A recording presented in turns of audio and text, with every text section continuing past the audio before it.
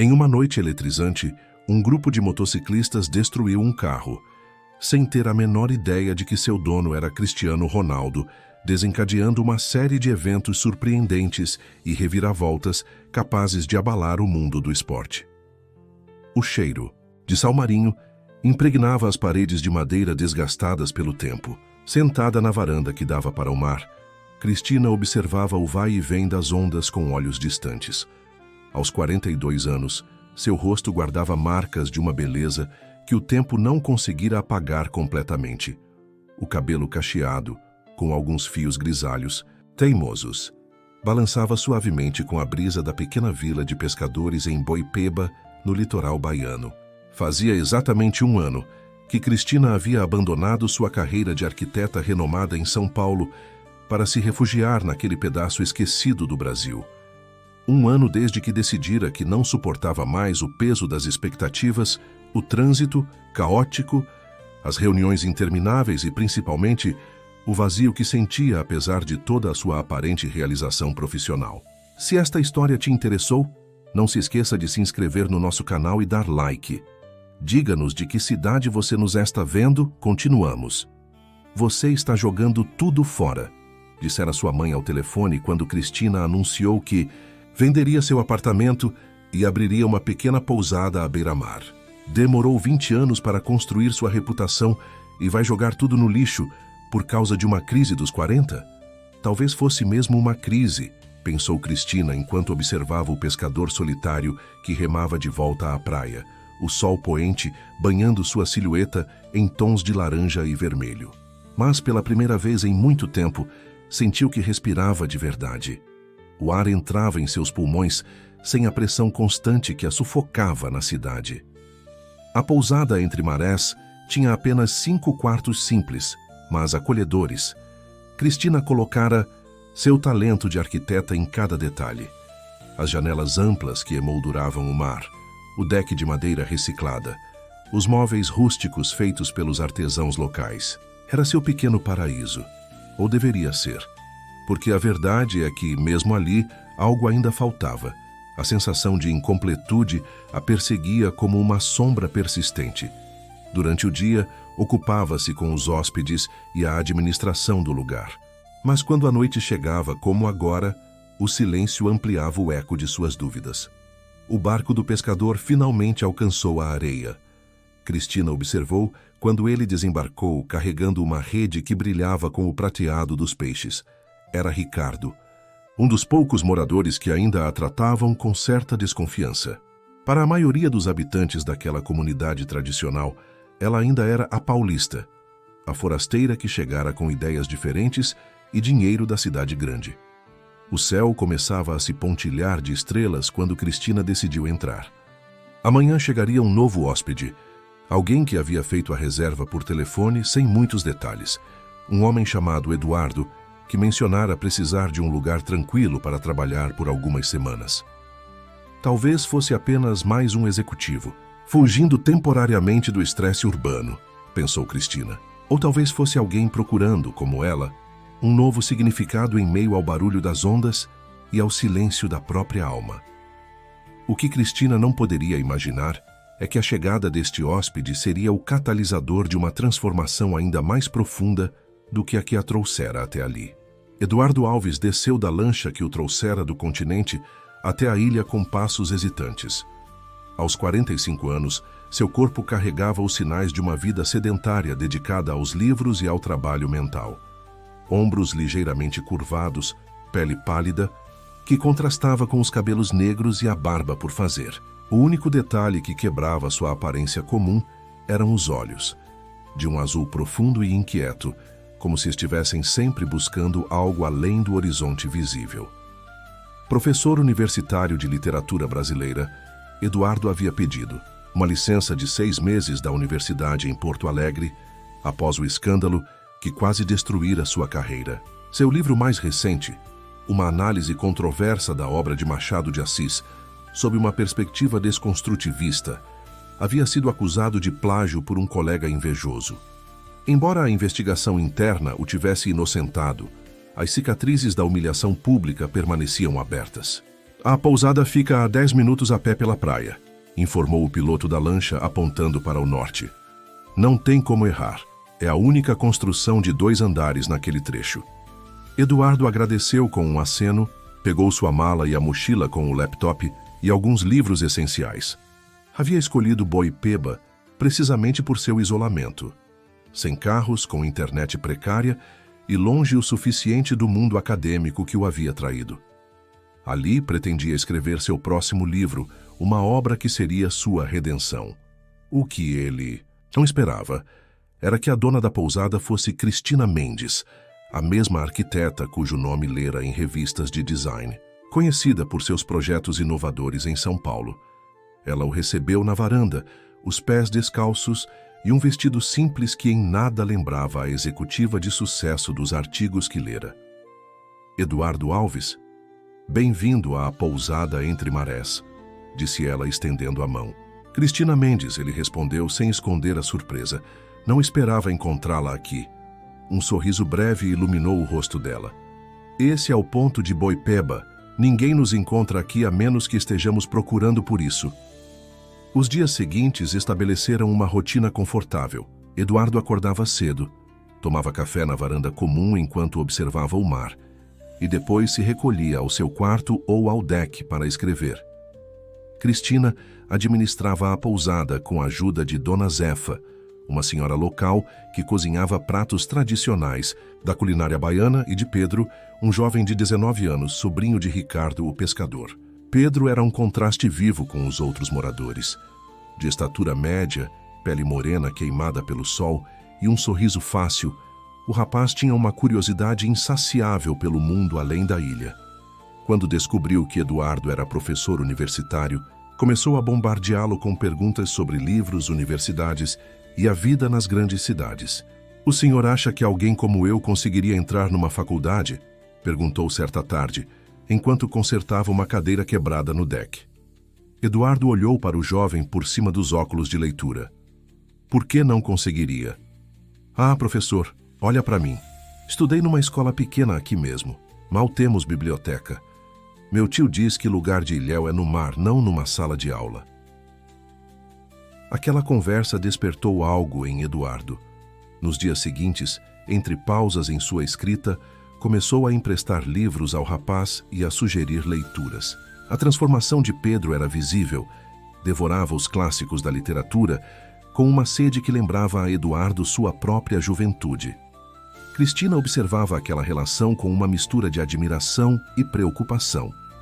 Uma noite depois que Pedro se despedira e Eduardo voltara ao seu manuscrito, ela se sentou ao lado do professor com 2 taças de vinho. Você está dando esperanças ao garoto, comentou entregando-lhe uma das taças. Eduardo aceitou a bebida, franzindo levemente a testa. Isso é ruim? Depende. Pedro nunca saiu desta ilha. O mundo lá fora pode ser cruel para quem não está preparado. Como foi para você? Perguntou ele, sustentando seu olhar. Cristina desviou os olhos para o mar. A lua crescente desenhava um caminho prateado sobre as águas escuras. Eu estava preparada para o sucesso, mas não para o vazio que vem com ele, respondeu finalmente. Aquela foi a primeira de muitas conversas noturnas. Enquanto os outros hóspedes dormiam, Cristina e Eduardo compartilhavam histórias, dúvidas e silêncios confortáveis. Ela lhe contou sobre os projetos ambiciosos que assinara, os prêmios que ganhara, e a crescente sensação de que construía espaços para os outros viverem enquanto sua própria vida passava em branco. Ele falou sobre sua paixão pela literatura, o escândalo que quase o destruíra, e seu medo secreto de que talvez seu acusador estivesse certo, talvez ele não tivesse nada original a dizer. Em uma dessas noites, quando a chuva tropical caía com força sobre o telhado da pousada, Eduardo finalmente perguntou o que vinha querendo saber há semanas. Por que escolheu este lugar específico, Cristina? De todos os paraísos tropicais do Brasil, por que uma pequena ilha na Bahia? Ela ficou em silêncio por tanto tempo que ele achou que não responderia. Então, com voz baixa, quase inaudível sob o tamborilar da chuva: meu pai era daqui, pescador como Ricardo. Deixou a ilha jovem para trabalhar em São Paulo, onde conheceu minha mãe. Morreu quando eu tinha 12 anos, mas sempre falava deste lugar como se fosse mágico. Ela fez uma pausa, bebendo um gole de vinho. Nunca me trouxe aqui. Sempre dizia que um dia voltaríamos juntos, que me mostraria onde nasceu, onde aprendeu a nadar, os melhores lugares para pescar. Mas nunca houve tempo. E os moradores? Sabem que você é filha de um deles? Apenas Ricardo sabe. Era amigo de infância do meu pai. Na verdade, foi ele quem me vendeu este terreno. Mas me pediu para não contar a ninguém sobre minha origem. Disse que seria melhor assim, que eu deveria conquistar meu lugar por mim mesma, não como a filha de Joaquim que voltou. Eduardo absorveu aquela informação, compreendendo finalmente a complexidade dos laços que prendiam Cristina àquele lugar. Laços invisíveis, porém profundos como raízes de um mangue. A conversa poderia ter continuado pela noite, mas foi interrompida por batidas urgentes na porta da pousada. Era Pedro, encharcado pela chuva, com uma expressão de pânico no rosto jovem. Dona Cristina, o barco do meu tio não voltou. Ele saiu hoje cedo e deveria estar de volta antes do temporal. Cristina levantou-se imediatamente. Você avisou alguém na vila? Sim, alguns pescadores estão se organizando para procurá-lo, mas com esta chuva e o mar revolto. Eduardo, que observava a cena, levantou-se também. Eu vou com vocês. Cristina olhou para ele com surpresa. Eduardo, você não conhece estas águas. É perigoso. Exatamente por isso, vocês precisarão de toda a ajuda possível. Naquela noite, enquanto a tempestade rugia sobre a ilha, 3 barcos pequenos cortavam as ondas furiosas em busca de Ricardo. Em um deles estavam Eduardo, Pedro e 2 pescadores locais. O professor, que nunca havia enfrentado o mar em fúria, agarrava-se às bordas da embarcação enquanto a chuva açoitava seu rosto. Ali! Gritou Pedro de repente, apontando para uma forma escura que subia e descia com as ondas a cerca de 100 metros deles. Aproximaram-se com dificuldade. Era o barco de Ricardo, parcialmente submerso, com o pescador agarrado ao que restava da proa. Quando finalmente conseguiram trazê-lo a bordo, o homem estava exausto, com um corte profundo na perna. A tempestade chegou mais rápido do que eu esperava, explicou entre arquejos. Uma onda virou o barco e bati a perna no coral. Pensei que fosse meu fim. Seus olhos encontraram os de Eduardo, que ajudava a estancar o sangramento com um pedaço de pano. Você é o professor da cidade grande. Não esperava vê-lo aqui. Eduardo apenas assentiu, concentrado no curativo improvisado. Respire fundo, estamos quase chegando. Na manhã seguinte, com a tempestade já dissipada, a notícia do resgate correu pela pequena comunidade. Quando Eduardo atravessou a vila, para visitar Ricardo, que se recuperava em casa, notou olhares diferentes. Não era mais o forasteiro, o intelectual da cidade grande. Havia algo novo ali. Respeito. Ricardo estava deitado em uma rede na varanda de sua casa simples. Ao ver Eduardo, fez um gesto para que se aproximasse. O professor virou marinheiro? Brincou com a voz ainda fraca. Eduardo sorriu, sentando-se em um banquinho próximo. Digamos que prefiro estudar as tempestades em livros, não enfrentá-las no mar. Os 2 homens conversaram por algum tempo. Quando Eduardo estava prestes a se despedir, Ricardo segurou seu braço. Cristina é como uma filha para mim, sabe? Joaquim era meu melhor amigo. Quando ele partiu para São Paulo, prometemos que um dia nossos caminhos se cruzariam novamente. Seus olhos escuros, marcados por décadas de sol e sal, fixaram-se em Eduardo. Ela precisa encontrar paz com seu passado para construir seu futuro aqui. Eduardo voltou para a pousada pensativo. No deck, encontrou Cristina observando o mar, agora calmo como se a tempestade da noite anterior nunca tivesse acontecido. Como está Ricardo? Perguntou ela, sem desviar os olhos do horizonte. Se recuperando. É um homem forte. Eduardo hesitou antes de continuar. Ele me falou sobre seu pai, sobre a amizade deles. Cristina virou-se para encará-lo. Ricardo raramente fala sobre isso. Talvez seja a hora de você contar aos outros sobre quem você é realmente. Um sorriso triste perpassou os lábios dela. E quem eu sou realmente, Eduardo? A arquiteta. De sucesso que fugiu? A filha do ilhéu que nunca conheceu a ilha? Às vezes nem eu mesma sei mais. Talvez seja ambas, respondeu ele suavemente. E talvez não precise escolher. As semanas seguintes trouxeram mudanças sutis, mas significativas. Eduardo, inspirado pela coragem de Pedro e pela busca de Cristina por suas raízes, encontrou um novo direcionamento para seu livro. Não seria mais uma defesa de sua reputação acadêmica, mas uma exploração da identidade brasileira dividida entre o moderno e o tradicional, entre o urbano e o rural. Uma divisão que ele agora via refletida não apenas na literatura, mas nas vidas ao seu redor. Cristina, por sua vez, começou a compartilhar histórias sobre seu pai com os moradores mais velhos, que se surpreenderam ao descobrir que a paulista era, na verdade, filha de Joaquim. Lentamente, as barreiras invisíveis começaram a cair. Ela não era mais uma intrusa, mas alguém que retornava, uma filha pródiga da ilha. Quanto a Pedro, com o apoio discreto de Eduardo, começou a estudar para o vestibular. Seu sonho era cursar oceanografia, uma forma de conciliar seu amor pelo mar com sua sede de conhecimento. Foi durante esse período que Cristina recebeu uma ligação inesperada de São Paulo. Um antigo cliente, dono de uma rede hoteleira de luxo, queria comprar sua pousada e o terreno para construir um resort exclusivo.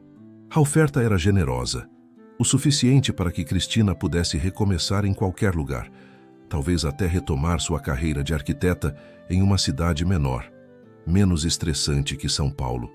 "O que você vai fazer?" perguntou Eduardo quando ela lhe contou sobre a proposta. Estavam sentados na praia, observando o pôr do sol. "Não sei", confessou Cristina. "Seria uma solução fácil para muitos problemas. A pousada mal dá lucro e eu ainda me pergunto se este é realmente meu lugar. E o que aconteceria com a ilha com pessoas como Pedro?" Cristina abraçou os joelhos. Um resort traria turismo, empregos, mas também mudaria tudo. A tranquilidade, o modo de vida tradicional. "Como aconteceu em tantos outros paraísos tropicais", completou Eduardo. Houve um momento de silêncio entre eles, preenchido apenas pelo som rítmico das ondas. "Quando preciso tomar uma decisão difícil", continuou ele, "sempre pergunto a mim mesmo: qual história quero contar sobre minha vida?" O executivo de São Paulo queria uma resposta em 2 semanas. Nesse período, Cristina mergulhou em reflexões profundas. Visitou lugares que seu pai havia mencionado em histórias contadas à sua mãe. A caverna onde pescadores se abrigavam durante tempestades, o manguezal onde, segundo a lenda local, sereias apareciam em noites de lua cheia, a pequena capela onde seus avós haviam se casado. Enquanto isso, sem que Cristina soubesse, Eduardo reuniu-se com moradores da vila, incluindo Ricardo e Pedro. Juntos, discutiram alternativas para o futuro da comunidade que não envolvessem a venda do terreno para grandes empreendimentos. A decisão de Cristina foi anunciada na festa de São Pedro, padroeiro dos pescadores, que reuniu toda a comunidade. Após a procissão marítima, quando barcos enfeitados com bandeirolas coloridas voltavam à praia, ela pediu a palavra. "Muitos de vocês já sabem que sou filha de Joaquim Mendes", começou, sua voz clara apesar do nervosismo. "O que talvez não saibam é que vim para Boipeba buscando algo que perdi em São Paulo, um sentido de pertencimento, de conexão. Encontrei isso aqui entre vocês, entre essas marés." Ela fez uma pausa, seus olhos encontrando os de Eduardo, na multidão. "Recebi uma proposta para vender a pousada para uma rede de hotéis. Seria lucrativo para mim e, segundo alguns, traria progresso para a ilha. Mas decidi recusar." Um murmúrio percorreu a multidão. Cristina ergueu a mão para pedir silêncio. "Em vez disso, quero propor uma parceria. Usando minha experiência como arquiteta e os contatos que ainda tenho, podemos desenvolver um turismo sustentável que preserve a cultura e o ambiente natural deste lugar. Não precisamos escolher entre tradição e futuro. Podemos construir uma ponte entre eles." Sua proposta foi recebida com aplausos entusiasmados. Depois da festa, Enquanto as fogueiras ainda ardiam na praia e as crianças corriam com estrelinhas nas mãos, Cristina encontrou Eduardo sentado sozinho, afastado da celebração. "Você sabia que eu não venderia", disse ela, sentando-se ao seu lado. Ele sorriu. Esperava que não, mas a decisão era sua. "O que acontece agora?", perguntou Cristina, seu olhar fixo nas estrelas que pontilhavam o céu limpo. "Agora? Agora você constrói algo novo, algo que é só seu, mas também da comunidade. E quanto a você? Seu livro está quase pronto, sua licença terminando. Voltará para Porto Alegre?" Eduardo ficou em silêncio por um longo momento. "Talvez haja outras universidades mais próximas daqui. Salvador tem uma excelente faculdade de letras." O olhar que trocaram continha promessas não verbalizadas, possibilidades que ainda precisavam de tempo para florescer completamente. Transformação de Boipeba começou lentamente, mas com um propósito claro. Nos meses seguintes à decisão de Cristina, a pousada Entre Marés tornou-se o epicentro de um novo tipo de turismo na região. Com a ajuda de antigos colegas arquitetos e o conhecimento tradicional dos moradores, Cristina coordenou a reforma de casas antigas para hospedagem familiar, a criação de trilhas ecológicas e a revitalização do mercado de artesanato local. Para Eduardo, a decisão de ficar não foi fácil. A universidade em Porto Alegre ofereceu-lhe renovação do contrato e até uma promoção. Um reconhecimento silencioso de que o escândalo do suposto plágio havia sido injusto. Mas algo mais forte o mantinha na ilha. Não apenas Cristina, mas a sensação de que ali, entre o mar e o mangue, entre tradição e mudança, sua própria escrita havia encontrado um propósito maior. Conseguiu transferência para a Universidade Federal da Bahia, onde lecionaria 2 dias por semana, viajando de Salvador para a ilha regularmente. Seu livro, agora finalizado, havia sido aceito por uma editora respeitada e gerado interesse no meio acadêmico por sua abordagem inovadora sobre literatura e identidade cultural brasileira. Quanto a Pedro, o jovem havia sido aprovado no vestibular para oceanografia, com uma bolsa parcial que, complementada por ajuda de Cristina e Eduardo, permitiria que estudasse em Salvador. "Vou voltar para ajudar a proteger nosso mar", prometeu o rapaz em sua festa de despedida, os olhos brilhando de determinação. Foi em meio a essa atmosfera de renovação que a crise surgiu, inesperada e devastadora. A notícia chegou primeiro, como um rumor. Uma grande empresa petroleira havia identificado potencial para a exploração de petróleo na região. Logo vieram confirmações oficiais, reuniões com representantes da empresa, promessas de empregos e desenvolvimento econômico, estudos ambientais que minimizavam os riscos. A comunidade, que havia começado a se unir em torno do projeto de turismo sustentável, agora se dividia. De um lado, aqueles seduzidos pela perspectiva de empregos bem remunerados e imediata prosperidade econômica. De outro, os que temiam pela destruição do delicado ecossistema da ilha e pela descaracterização cultural que inevitavelmente seguiria. "É uma batalha perdida", comentou Ricardo certa noite, enquanto um pequeno grupo se reunia na varanda da pousada. "Já vi isso acontecer em outras comunidades. Eles chegam com promessas, dividem as pessoas e, no final, o mar nunca mais é o mesmo." Cristina observava o pescador com um nó na garganta.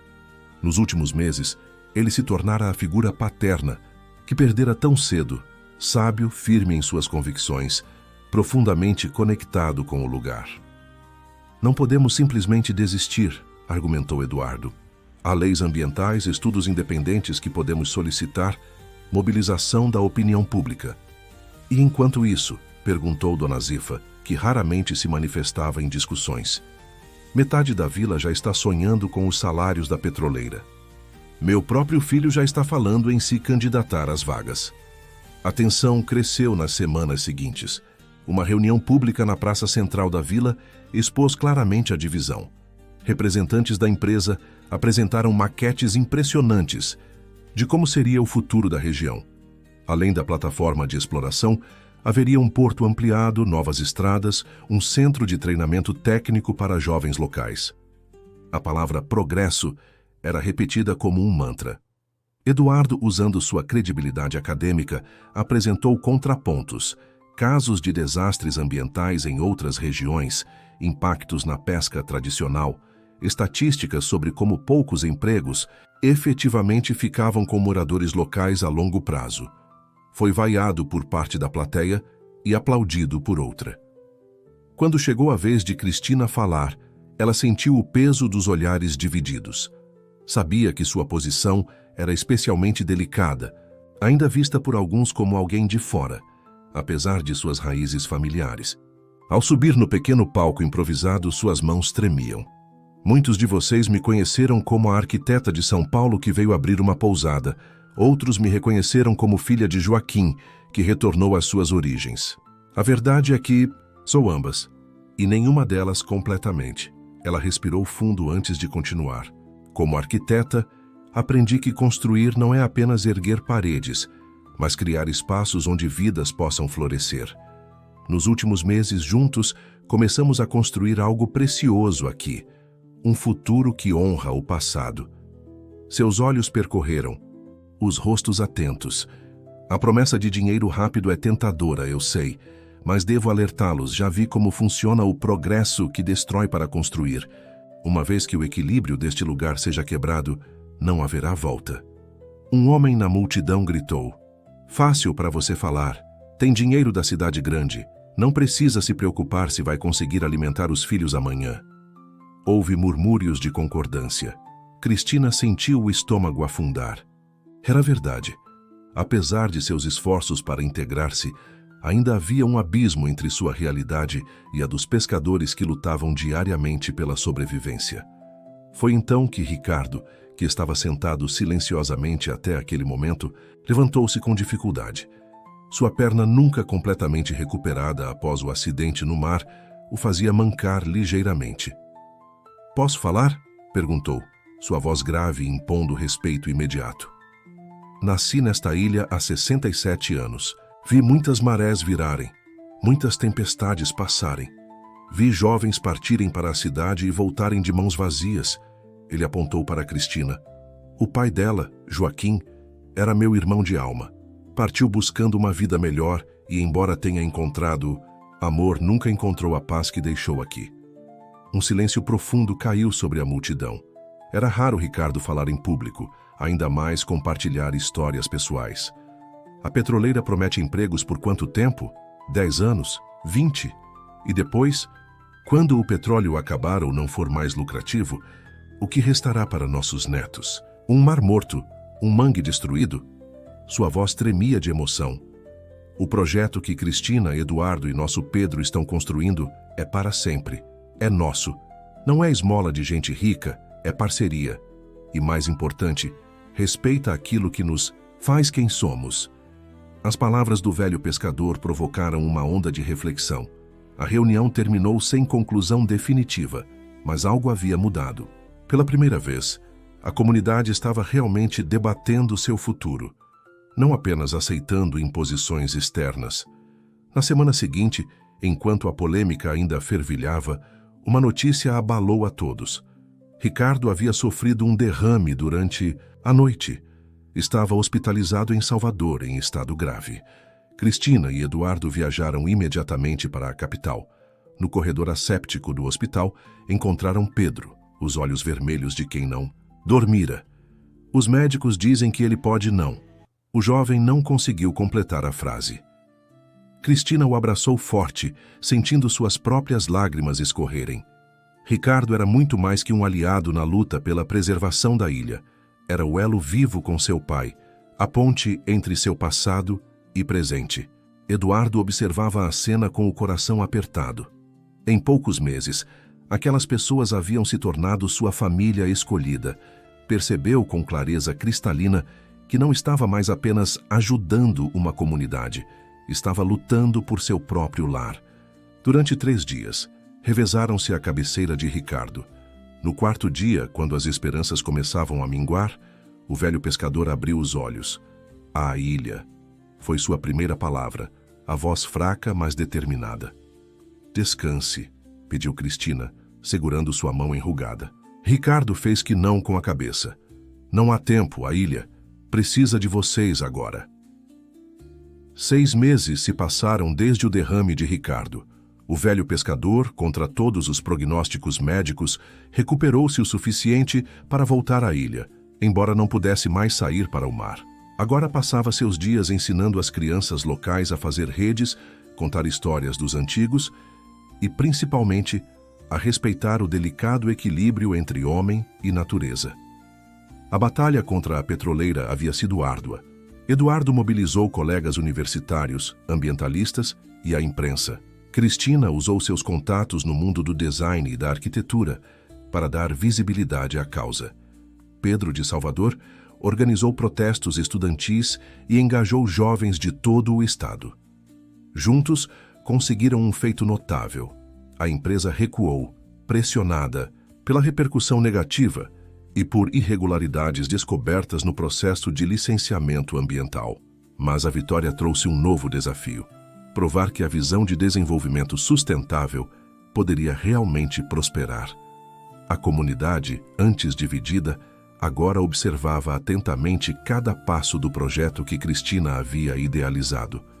Naquela tarde, de sexta-feira, enquanto o sol começava sua descida no horizonte, uma pequena multidão se reunia para a inauguração do Centro Cultural de Boipeba, instalado em um antigo armazém de pesca reformado.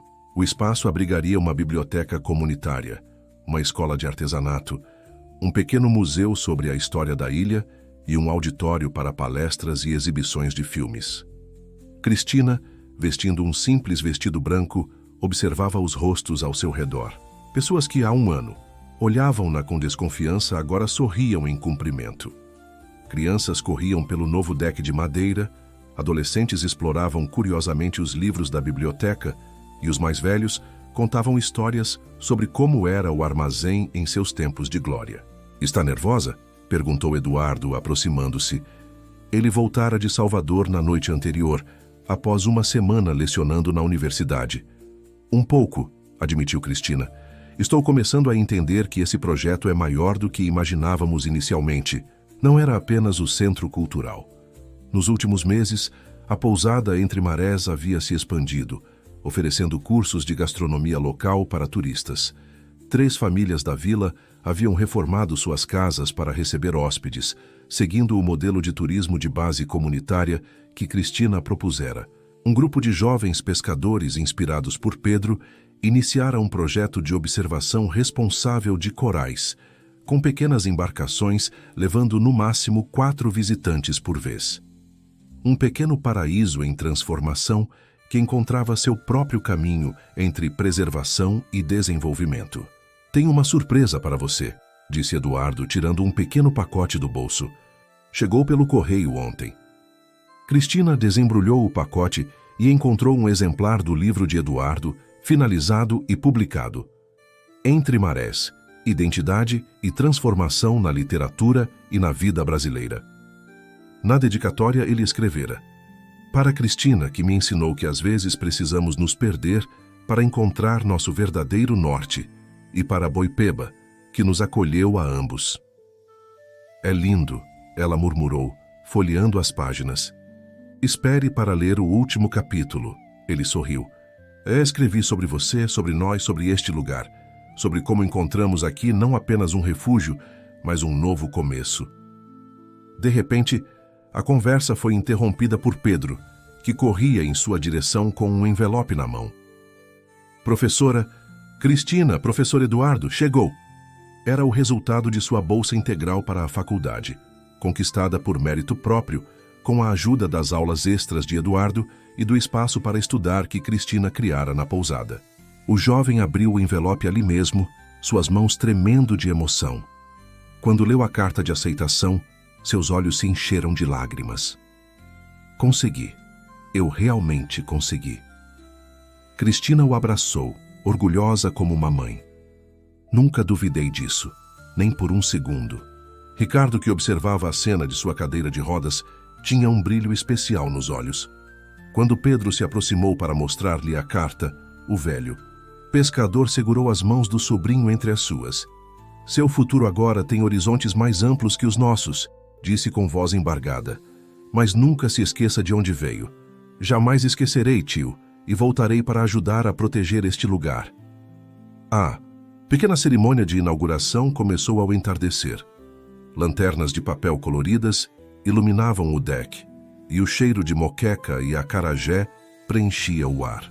Dona Zefa havia preparado um banquete para a ocasião, e músicos locais tocavam viola e berimbau.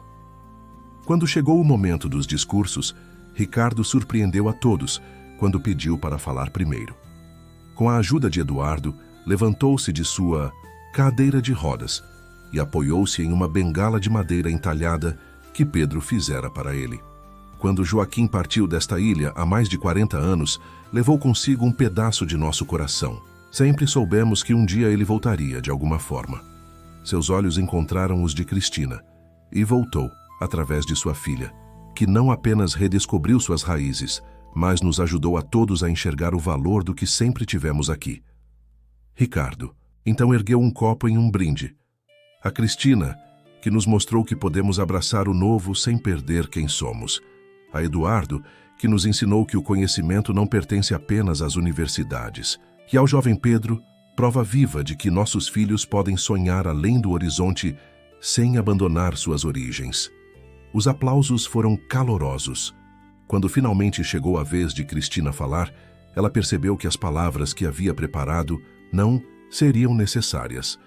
Em vez disso, olhou para os rostos que a cercavam, cada um representando uma parte da jornada que a trouxera até ali. Vim para Boipeba buscando um refúgio, disse simplesmente. Encontrei um lar. Vim procurando solidão e encontrei uma comunidade. Vim fugindo do passado e encontrei um futuro. Seus olhos encontraram os de Eduardo, e nesse caminho encontrei também um companheiro que compreende tanto o valor do silêncio quanto o poder das palavras. Mais tarde, quando a festa estava em pleno andamento, Cristina afastou-se um pouco para respirar o ar da noite. Da pequena colina, onde o centro cultural fora construído, podia ver as luzes da vila refletidas na Bahia Tranquila. A lua cheia criava um caminho prateado sobre o mar, como um convite para novos horizontes. Eduardo a encontrou ali, observando a cena. Sem dizer palavra, ficou ao seu lado, seus ombros se tocando de leve. Às vezes me pergunto se meu pai pode ver isso de algum lugar, murmurou Cristina, olhando para o céu estrelado. Se ele sabe que finalmente encontrei o caminho de volta. Tenho certeza que sim, Eduardo respondeu suavemente. E tenho certeza que ele está orgulhoso da mulher que você se tornou. Após um momento de silêncio, acrescentou. Sabe o que mais gosto neste lugar? Como ele nos permite ser quem realmente somos. Não o que os outros esperam que sejamos, mas nossa versão mais autêntica. Cristina sorriu, lembrando-se da arquiteta ambiciosa que havia sido, sempre correndo contra o tempo, sempre buscando o próximo projeto, o próximo prêmio. Aquela mulher não havia desaparecido completamente. Seu talento e visão estavam agora a serviço de algo maior, algo que trazia significado não apenas para sua vida, mas para toda uma comunidade. Entre Marés, ela disse, citando o título do livro de Eduardo. É assim que me sinto, nem completamente parte da cidade, nem completamente da ilha, sempre entre dois mundos. E não há nada de errado nisso, ele respondeu tomando sua mão. Às vezes, é justamente nesses espaços intermediários que construímos as pontes mais importantes. A brisa suave do mar trazia o som distante da música e das risadas da festa. Uma celebração não apenas de um novo espaço físico, mas de uma nova possibilidade de futuro. Um futuro construído não sobre a negação do passado ou a rejeição do progresso, mas sobre a integração cuidadosa entre ambos. Vamos voltar? Perguntou Eduardo. Ricardo está prestes a contar a história da grande tempestade de 1978, e ele jura que desta vez não vai exagerar sobre o tamanho das ondas. Cristina riu, sentindo uma alegria que vinha de um lugar profundo. Vamos, afinal, temos nossa própria história para continuar escrevendo. De mãos dadas, caminharam de volta à celebração, para junto das pessoas que haviam se tornado sua família escolhida, no lugar que finalmente podia chamar de lar. Entre o céu e o mar, entre o passado e o futuro, entre a cidade e a ilha, exatamente onde deveriam estar.